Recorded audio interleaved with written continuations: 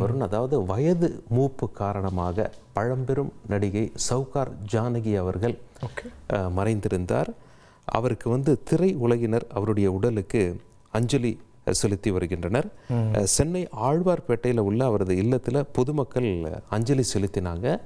அந்த காட்சியை நாம் முதல்ல பார்த்துடலாம்.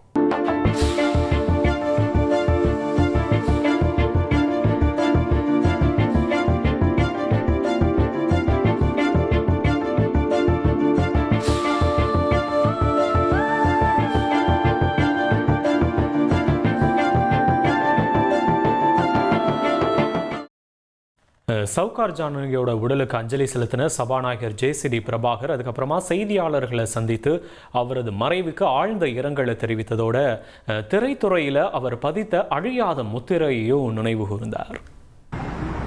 தனித்துவமான தனி நடிப்பு திறமையின் மூலமாக தன்னை நிலைநாட்டி கொண்டவர் மறைந்த அம்மா சவுகார் ஜானகி அவர்கள்.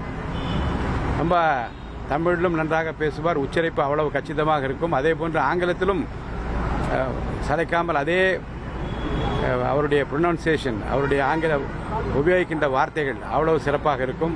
திரைப்பட துறைக்கு ஒரு பெரிய இழப்பு என்று நான் கருதுகின்றேன். சவுகார் ஜானகி அவர்களுடைய உடலுக்கு அஞ்சலி செலுத்திய அமைச்சர் ராஜ்மோகன் அவரது மறைவுக்கு ஆழ்ந்த இரங்கல் தெரிவித்தார். தனக்கென தனி முத்திரை பதித்தவர் என்றும் தனக்கென தனி பாணியை கொண்டவர் என்றும் அமைச்சர் ராஜ்மோகன் புகழாரம் சூட்டினார். தமிழ் திரையுலகினுடைய மூத்த கலைஞர், பல தலைமுறை நடிகர்களை இயக்குநர்களை பார்த்த ஒருவர், தனக்கென ஒரு தனி முத்திரையான ஒரு நடிப்பு. ஒரு அவங்க திரையில் தோன்றினாலே அது கே. பாலச்சந்திர ஐயாவினுடைய திரைப்படங்களாக இருக்கட்டும், சிவாஜி கணேசன் ஐயா, புரட்சித்தலைவர் ஐயா அவங்களுடைய அந்த படங்களாக இருக்கட்டும், தனக்கென்று ஒரு தனி பாணி, ஒரு நடிப்பை கொண்ட ஒரு மாபெரும் கலைஞர்.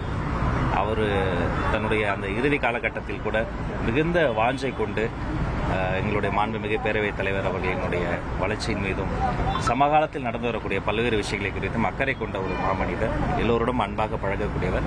அம்மாவுடைய மறைவு ஒரு பேரிழப்பு கலைகளுக்கு இறைவனின் திருப்பாதங்களில் அவருடைய ஆன்மா சாந்தி அடைய நான் வேண்டுகிறேன். சவுகார் ஜானகி அவர்களுடைய உடல் பெசன்ட் நகர் மின் மயானத்தில் தகனம் செய்யப்பட்டுச்சு. உறவினர்கள்லாம் கண்ணீர் மல்க தங்களுடைய இறுதி அஞ்சலியை செலுத்தினாங்க. அந்த காட்சிகளையும் பார்த்துடலாம்.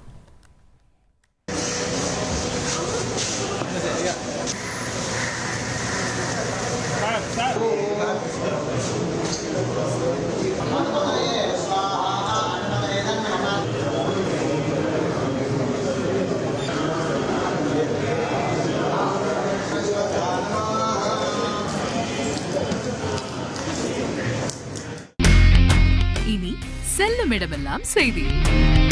தந்தி டிவியின் வாட்ஸ்அப் சேனலை ஃபாலோ பண்ணினா செல்ல இருக்கும் இடமெல்லாம் செய்தி. இதோ QR கோட் இப்பவே ஸ்கேன் பண்ணுங்க, ஃபாலோ பண்ணுங்க.